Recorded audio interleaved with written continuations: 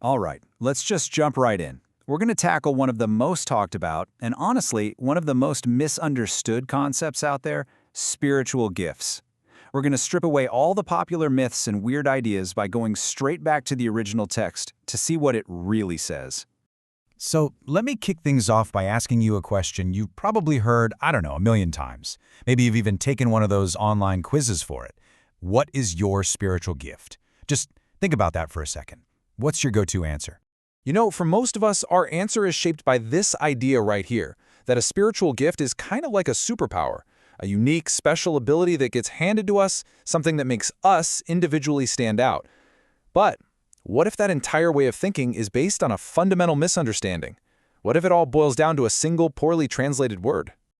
To really get this, we can't start with ourselves or some quiz.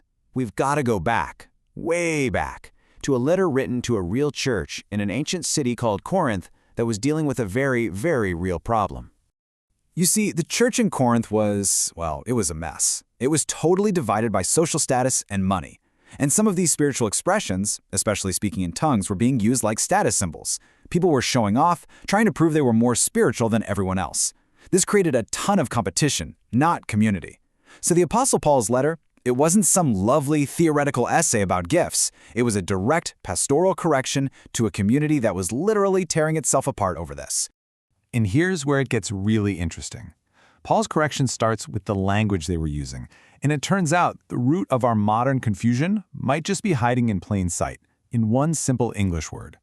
Okay, so in our Bibles, we see the word gift, and our brain immediately goes to a birthday present, right? Something wrapped up just for me. But the original Greek words Paul uses are totally different. He uses pneumatikos, which just means spirituals or spiritual things. And he uses charisma, which literally means grace things or manifestations of grace. Do you see that shift? It moves the whole idea away from being a personal possession to being an active expression of God's grace that shows up in the community. And here's the real kicker. Dr. Gary Meadors points this out in his work. The normal everyday Greek word for a present, doron, the word you'd use for an actual gift, it never, not once, shows up in any of these key passages. It seems like Paul is deliberately avoiding the one word that would make us think it's a personal possession. So what's a better way to think about it? Well, Paul gives us the answer himself in 1 Corinthians 12, verse 7.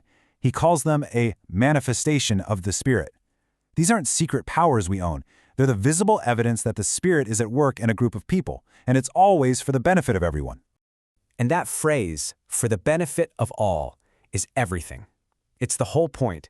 This one idea completely reframes the conversation, shifting the spotlight way off the individual and shining it right onto the community.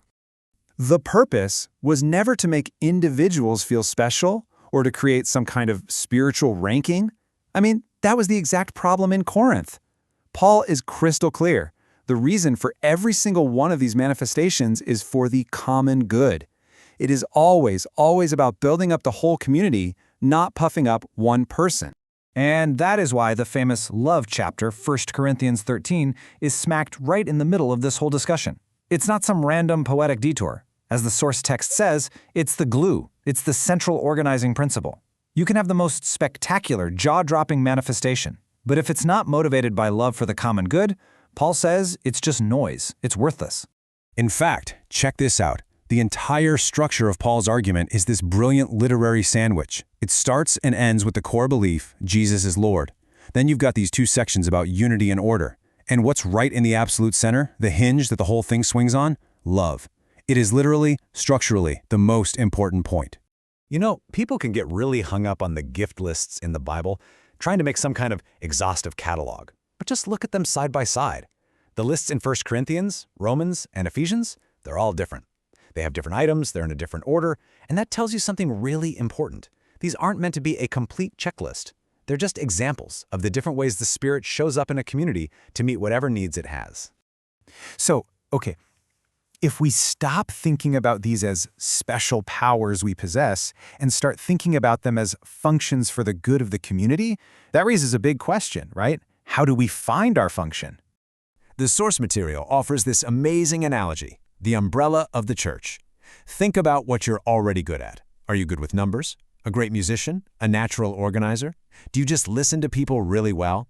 When you take those natural talents and bring them under the umbrella to serve and build up your community, they become spiritual functions. They become manifestations of the Spirit. See? It's not about getting some brand new mystical ability. It's about dedicating what you already have for the good of everyone else. So, the practical advice for finding your role is actually pretty counterintuitive, and I love it. First step, stop asking, "What is my gift?" Seriously, ditch the inward navel-gazing, throw out the online quizzes. Instead of looking inside, look outside. Find a need in your community. See where there's a gap. And then just do something. Serve, help out, volunteer, step into that gap. Because it's in the doing, in the serving, that your function will emerge. You don't discover your role by thinking about it. You discover it by actually participating in the life of the community. And this all leads to probably the most powerful takeaway of the whole thing. You don't declare your own gift. It is not a self-proclamation. The community, the body of people you're serving, is the one that affirms your function. When you serve in a way that truly builds them up, they are the ones who recognize it and confirm, hey, the Spirit is really at work through you for our good. So let's just end with a totally different question. Let's scrap what's my spiritual gift and ask this instead. If these manifestations are simply functions that meet real needs, what is your community asking for right now? What gap can you fill? Because the answer to that question, well, that might just be the clearest manifestation of the Spirit you will ever find.